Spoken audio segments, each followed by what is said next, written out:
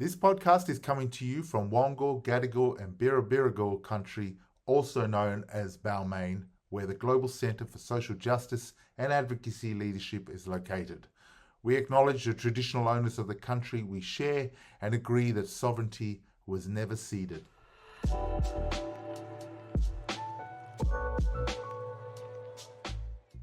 Hello and welcome everyone to this episode of A JustER Generation. We are coming to you from Gadigal, Wongal and Birrabirragal country, and I'd like to begin by acknowledging the traditional owners and custodians on the land on which we meet today and pay my respects to elders past, present and emerging. It is our great pleasure to welcome to the podcast Thomas Mayo. Thomas, you are a Karareg Aboriginal and Kalkagal Erobale, I hope I got that right, Torres Strait Islander, who was born and raised in Darwin. After working on the wharves in Darwin and Sydney, you took on a leadership role with the Maritime Union of Australia and you were elected as Assistant National Secretary. In 2017, you were a signatory to the Uluru Statement from the Heart and instrumental in the national campaign for constitutional recognition of Australia's First Nations people. You've also been a prolific writer on First Nations people's struggle for justice. In 2024, you co-authored with Kerry O'Brien the Voice to Parliament handbook. The book won the Australian Book Industry Award for Book of the Year, as well as Social Impact Book of the Year and Non-Fiction Book of the Year. I'm not sure how many other awards you can get with that, but it's a fantastic achievement. It's been a long time coming, but it's an absolute privilege to have you on the podcast. Thank you, brother. Thomas, you were just 17-year-olds when you started working on the wharves as a maritime trainee, and you've written that you enjoyed both the physical work and operating the heavy machinery, such as a giant Portainer gantry crane. And sorry, I'm getting all this new words that I've never heard of, which as a kid growing up near the port you called the Big Giraffe. But as much as you love the work, you also love the camaraderie among the wharfies. You were inspired by the Australian Maritime Union's history of supporting social justice causes, especially the rights of Indigenous peoples. And, in fact, there was a role that was played in the independence movement in Papua New Guinea. And the MUA had a role in pushing and nudging the then Labor government into securing that outcome. And having grown up there as a kid, I was always aware of the role the unions played in that. You wrote in an article called A Dream That Cannot Be Denied that you would arrive at work an hour early to play cards and listen to the stories of the old wharfies in the smoko hut with a hot cuppa. Maybe you could tell our listeners more about these wharfie elders and their connection to famous campaigns for justice, such as the Gurindji struggle, but also other campaigns at the time. Yeah, thanks. It was a colourful place to work. I was a shy 17-year-old when I first started down there, and fellows like Brian Manning, who'd been one of those wharfies that took supplies to Vincent Lingiari and the Aboriginal stock workers, domestics and their families that had walked off Wayfield Station in 1966. So Brian was still down there then. He was in his 70s, still working on the wharf. So I spent some time with him. He was in his 70s when he retired. But so before that, I'd worked with him. There was also a lot of Indigenous people on the wharf in Darwin, and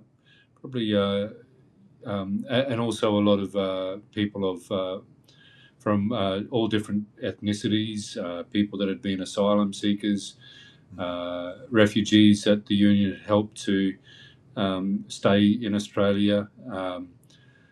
So it was a colourful place to work, colourful people, colourful politics. And so, it was an eye opener and a great education. I didn't come from a family with a background of activism. My parents weren't activists, we didn't talk about politics much either, really. But that's where I got my political education on the wharf amongst them old fellas and learnt about the importance of many things. But particularly social justice and the importance of solidarity. I mean, it's such an important part of Australia's history in Northern Australia, particularly the rights agenda, the land rights movement, the outcomes that were achieved in not just Northern Territory, but also obviously Western Australia and Queensland. And it's part. I mean, I was up in Broome working for Galari, and it was wonderful to learn the story on the Kimberley side and the Pilbara side of all the efforts that were made on that side. How did listening to these stories shape your activism and advocacy work and eventually lead you to become a signatory to the Uluru Statement? I mean, that's such a powerful document, such an important document. I think I was always a person that had a sense of the importance of justice. Even before I entered the workplace and started on the wharf, my father was pretty harsh on me, and at times could be quite cruel. He loved me, a lot, and I think it was out of a place of love, But it was you know, so it was a tough upbringing. At this, he was a type of father that wouldn't say he loved me or anything like that, but demonstrated it in how he, would build things for me, cubby house and basketball ring and things like that, and in building from a place where there was no generational wealth, So I think because of that reason, I had always had a sense of the importance of justice, and on the wharf, really, what I learned as much as anything was not so much the importance of social justice, but the importance of organising, how to organise, that broader solidarity, taking action, being more than just words and rhetoric, but actually building and exercising power for good. That's what I took. That's what the wharf gave me. Really, is that understanding and that knowledge.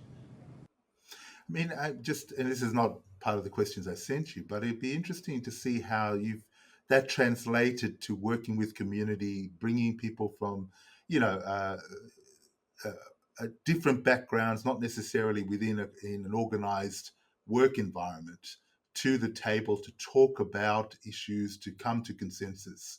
Did you find, that this helped in that regard, or did you have to use other parts of your skills and cultural awareness to be able to talk to those communities about issues? Yeah, the sense of collectivism and solidarity was really important, and consensus. You said that word. Where the MUA has a tradition of being a strongly rank and file driven democratic union on the national council. We do things by consensus. Things rarely, if ever, or rarely go to a vote. We spend the time having the debate, talking things through until there is a consensus around the table. So, this is something that I learnt on the wharf as well, and especially as I then went into a career of being a union leader. And so the way that the MUA, which is the amalgamation of Waterside Workers Federation and Seamen's Union of Australia, among other unions over time, like cooks and caterers on vessels at a separate union once upon a time, painters and dockers, So there was that, but there was also the cultural learnings, how we raise children as a community. The kinship structure is broader than just your immediate family. The listening to elders and respecting that experience and wisdom that they can provide, and acting as a collective. These are all similarities, I think, that are with the union movement, and I think helped me see pretty quickly, that being a trade union leader was something that I could and wanted to do. I mean, these are such important skills, and I can see how it translated in your journey to becoming, someone effective in bringing people together, in creating dialogue and opportunities to take people as a relatively. I mean, you're still pretty young in some regards, Thomas, and to be given Comparatively, maybe to some, but yeah, to be given the trust with other elders to carry that really important journey that was taken a couple of years ago. Obviously, not to fruition that we hoped, but it was such an important part of how the community invested in the idea, and that was a big thing. mm, Uh, for decades, you worked relentlessly to convince people of the importance and the need for a voice to Parliament. During the referendum, however, you were subject to pretty vicious personal attacks, and I remember them really distinctly. And I thought it was, the cartoon, the rhetoric, a lot of the stuff was there. When the referendum failed, I imagine you would have been devastated by the outcome. And nearly 2 years on, can you look back and tell us how you managed to endure and find resilience during that time, and also how do you feel now? Because it's mm. obviously now almost 2 years since the result. Yeah, I mean, I didn't have decades of campaigning for the voice. I really started my Indigenous rights advocacy in around 2015 because by that stage I'd had experience as a union delegate and official. Um, the Abbott government came in, and the policies, the budget cuts of the Abbott government uh, sort of sparked me into getting more active in that space. And there was a vacuum, I think, a lack of leadership in the territory at the time. So, as I've always done in my leadership journey, it's only when it's never been an ambition. It was, something that someone had to do and it wasn't being done. So I got up and organised the bringing together of community and some subsequent actions around that. And it's one of the reasons, and I wanted to clarify that it wasn't decades for me because, it's one of the reasons why it was so devastating. Because I knew, by that time, by the end of the referendum, I knew so many elders that had put in decades of Yeah. work, and I had over that time um, gained a deep understanding and quite extensive understanding of the history of the struggle. So decades, uh, you know, um, many years. All those key moments that culminated really in that referendum Mm. and that opportunity to change the constitution to be recognised in a way that we'd determined.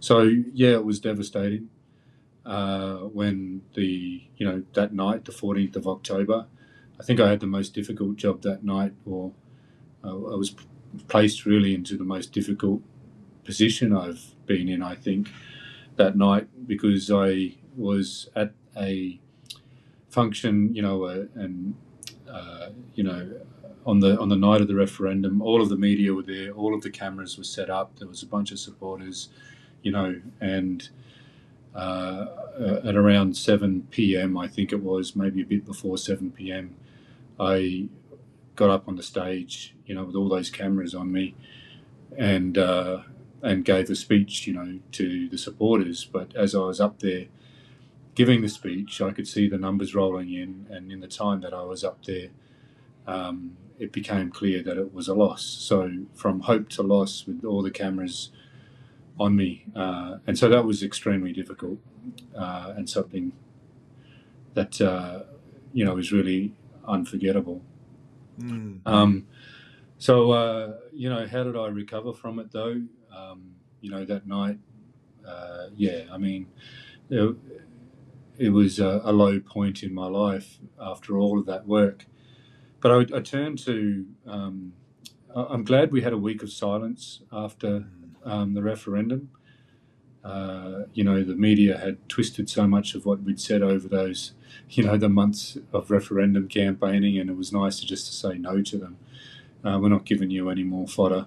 We're going to have a week to ourselves and with our communities. But I wrote an article straight after it, and it was writing really that helped me to sort of reassess the situation, to analyse my thoughts and feelings. And the realisation I came to was that there were still many reasons to have hope. The strong youth vote was young Australians voted yes, but also understanding, revisiting that history of being told no many times before we achieved yes. So that's how I recovered, and then just went about the job pretty quickly after only a couple of months off, after working, almost 24/7 for years on that, but almost immediately went about helping people to dust themselves off and have hope and keep fighting. I mean, it's interesting because I talked to quite a few leaders, and the reflection was an interesting one, where many of them who are a bit older felt that they were really worried about the younger generation of leaders who had sort of started to emerge in the referendum period.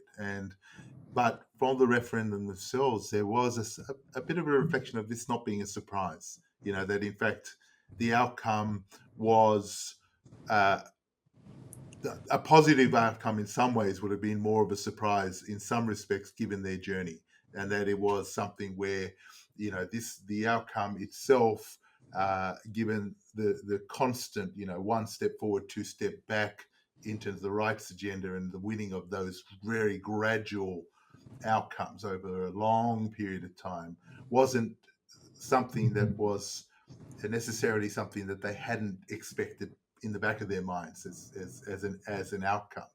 But what they worried about was that there was so much hope invested by this younger generation to seeing that yes outcome, that it was the devastation to that younger leadership, and where they go from here was something which was a bit of reflection that was coming through. And do you have any thoughts on that yourself? I mean, obviously you're a bit of a midway point to some of the really young ones coming through, but Thanks, brother. but yeah, and I'm going to give you young and old, Young at heart. Yeah, Look, I understand that reflection. It makes complete sense. Though I saw, many young Indigenous leaders learn how to stand in front of a crowd, to pitch their case, to stand up to, the rubbish that was being thrown at them.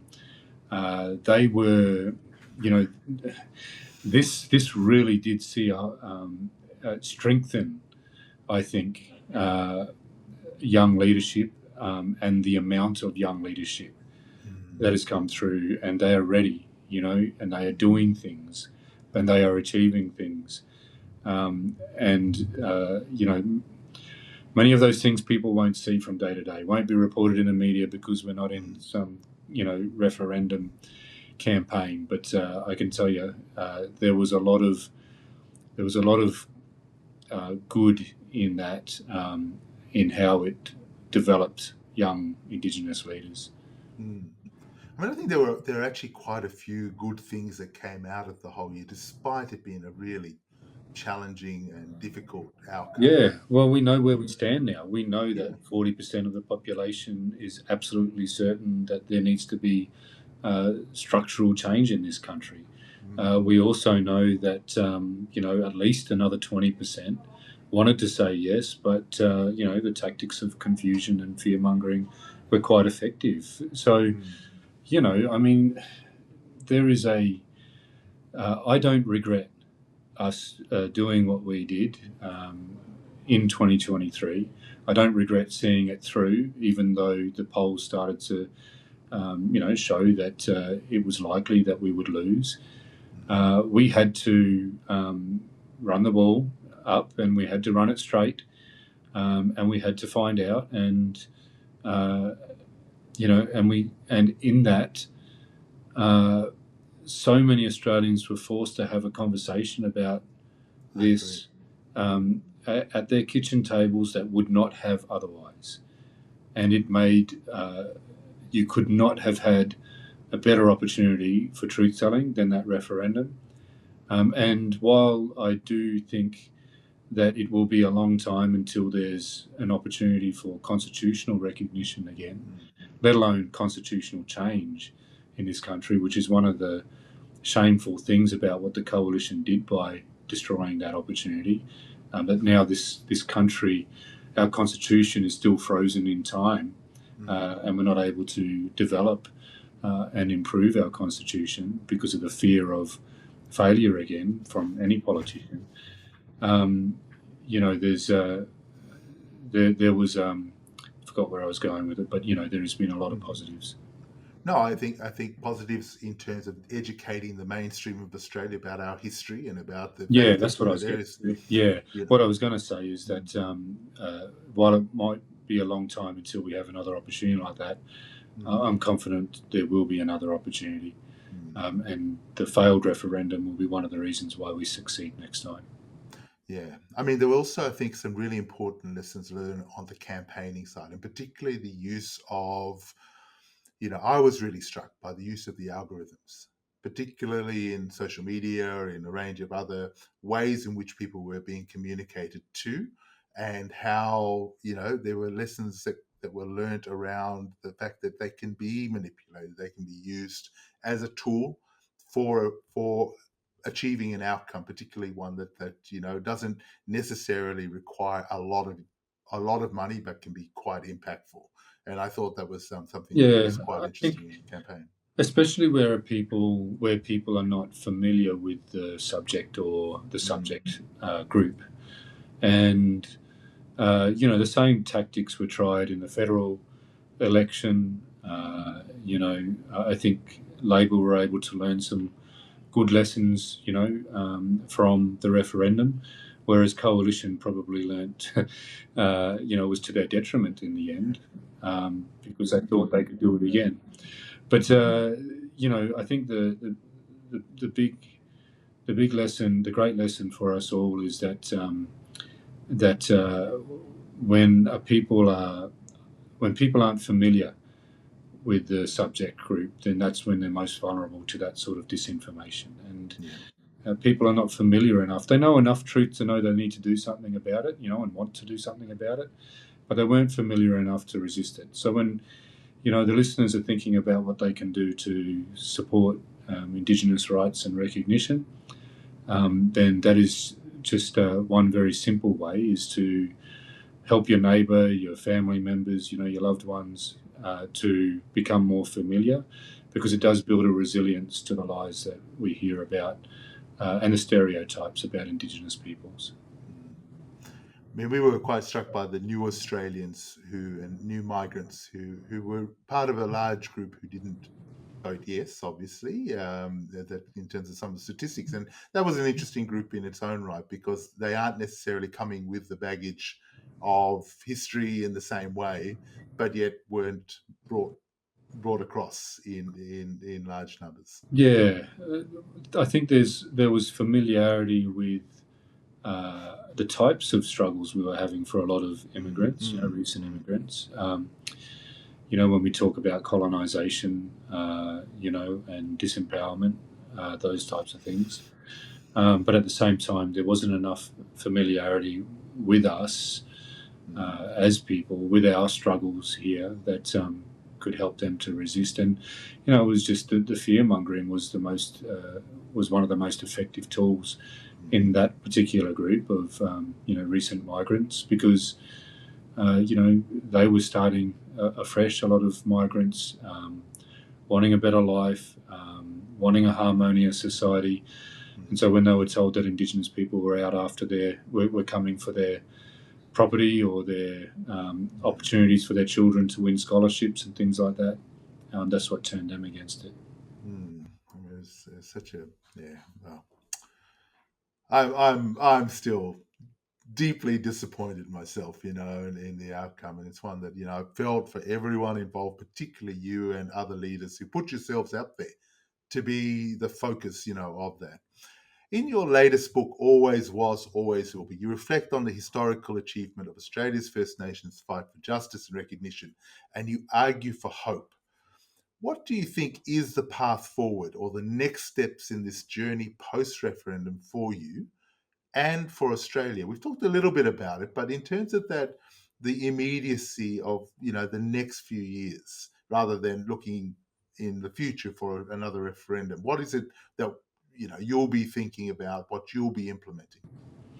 Well, I'm constantly working in this space, even though I'm a union official and looking after maritime workers and their rights and wages and conditions haven't stopped, and neither have our communities or our leaders. There's work being done to establish an independent representative body, so traditional owners have that national authoritative representation on policy and issues. So that work continues, and there's a large gathering of traditional owners coming up soon, later this year, for hopefully the endorsement of that, of taking that direction. I'm also working with just quietly getting things done, working with other Indigenous leaders on trying to see better policy settings in this country, to see breakthroughs in where there are barriers to the good programs and policies. So this is what we're doing every day. I think in the meantime, though, what's next for our supporters, and for all Aboriginal and Torres Strait Islander people that want justice and recognition for our people, that want to see the gap closed. Familiarity is something that you can work on every day with people that you know. Truth telling is connected to that, because the more familiar people come with the truth, the more resilience we have to the rubbish that's being said. I think being conscious politically of who you're voting for, that's always important. We've got to be informed. We've got to help other people be informed when they vote, and what the candidate's position is on Indigenous affairs, or what their record is. These are just important things to do, and also supporting these things when they do reach the point where there's an opportunity for the public to get behind something, whether it's about that national representative body, or other programs that First Nations people are pushing for. So no thought yourself, following the tradition of many union leaders, to a pathway into the federal politic of Australia in the Parliament? Oh, well, brother, I'll give you a politician's answer.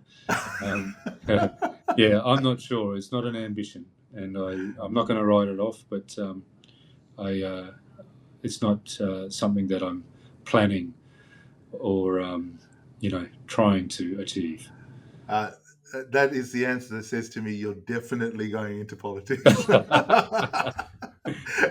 But anyway, my last question, and it's one that I ask all of the guests on this podcast, because I think it's a great way to reflect, and to bring some thought. If there were 3 things you would advise your younger self, given what you know now, what would they be? Oh, okay. On the run, this one. I've written about this stuff, and I've written to my son in a book called Dear Son, Letters and Reflections from First Nations Fathers and Sons, and that's been adapted into a play by Isaac Dandrick and John Harvey, a Noongar man and a Torres Strait Islander fellow, and that the advice that I gave him, I think, would be the same to my younger self. To keep an open mind and consider other people's perspectives, to learn from how other people make you feel, so I wish I'd learned those lessons a bit earlier. I wouldn't have made some of the mistakes that I'd made as a young man. And those mistakes relate to my attitude to women and homophobia and those things that I learned from father figures in those days. So I would talk to my younger self about those sorts of attitudes and behaviours. It's something that I'm passionate now about being a role model for young fellows in that regard. I also would have liked to have had more confidence younger, to write, to speak up, to lead. I found my way anyway, but I sometimes wonder, if I didn't lack confidence the way that I did because of the way that I was brought up, I think, and the way my father raised me. Many good things again, but as I said, it certainly affected my confidence. So I would ask my young fellow to have confidence to pursue his dreams and to step up when he feels the time's right. I think that's a wonderful way to end this interview, and such wise words from someone who's a little bit old and a little bit young. And, I'm not going to call you elder yet because, you got a couple more years to go. But it's been wonderful to chat. And I really, really appreciate the time to talk to you and to get a bit of an insight into you and to your journey. And thank you for doing this. I really appreciate it. Thanks, brother. All right. Bye.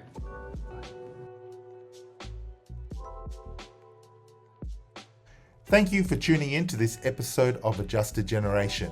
Now it's your turn to take action.